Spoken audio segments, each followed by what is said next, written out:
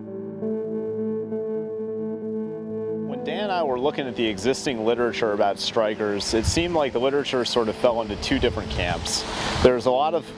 pre-existing literature that was written about Strykers and how they were employed in Operation Iraqi Freedom in particular. So different examples of how they were used in urban combat and counterinsurgency situations, as well as a fair amount of literature about future modifications of the Stryker. A lot of discussion about the 30mm cannon or other upgrades to the Stryker platform. But what we didn't see a lot of was coherent literature about how Stryker organizations could be fought as they exist right now. So having seen the last 3 rotations, we had seen a lot of evolution in the way that Strykers were fought, going from the rotation in January of 2014 with 3rd Brigade Combat Team to the most recent one, now 1st Brigade Combat Team in 2016. So what we wanted to do was fill what we saw as a gap in the pre-existing literature about Strykers, and then at the same time also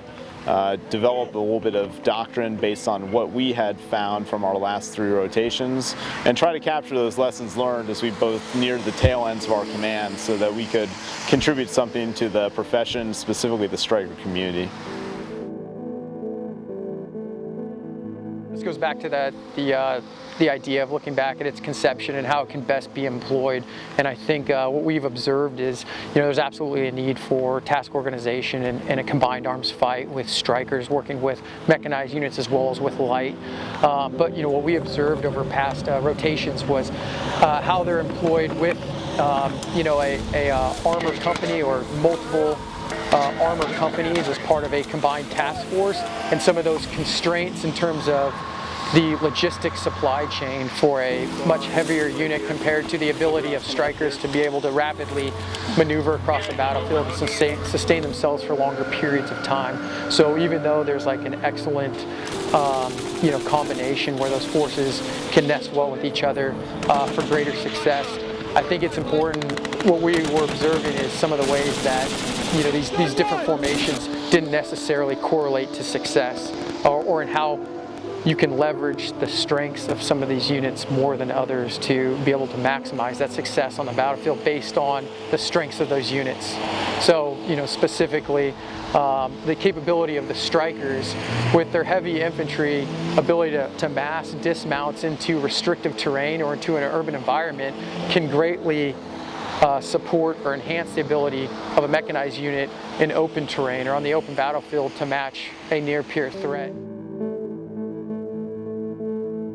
So that's something that we also tried to synthesize into the article by drawing on some of the different examples of Stryker utilization, not just our most recent experiences at the National Training Center, but also looking at the way the Stryker was originally planned to be implemented, and then the experiences in Operation Iraqi Freedom, which we talked to some officers who served there in the early years as well. And so in that case, you can see that the Stryker has several strengths when it's in an urban scenario. It could move along existing road networks inside a country to rapidly reposition forces. Looking at, for example, the Bosnia sort of scenario where you've got a semi-permissive environment where you need to move a long way with a large body of infantry. A Stryker can do that, and it can do that with some protection as opposed to a convoy of LMTVs or something like that with infantry in the back that's going to be much more vulnerable and much more ponderous.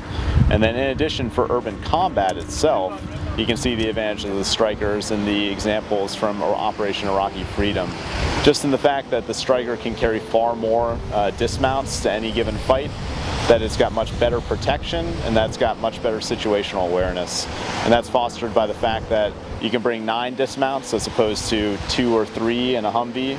that you've got air guards up in their hatches, that you've got an RPG cage, that you've got all these different tailor-made innovations in the Stryker that play out very well in urban combat. And so that's something that we tried to emphasize as well in the article by looking not just at the experience of the Stryker in the National Training Center, which is somewhat of a manufactured environment, but also looking at the real-world examples from Operation Iraqi Freedom, and then sort of the design concept that drove the design of the Stryker, which drew a lot from the examples of what happened to U.S. forces when we first intervened in the former Yugoslavia.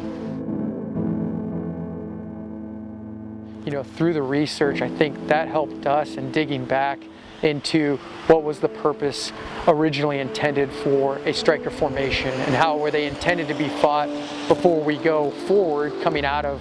this coin-centric environment back into combined arms maneuver and trying to reinvent the wheel or figure out exactly how they're best implemented when we've, there was already a purpose for them to begin with, and are we kind of meeting that? Are we meeting that, idea or intent from the original design?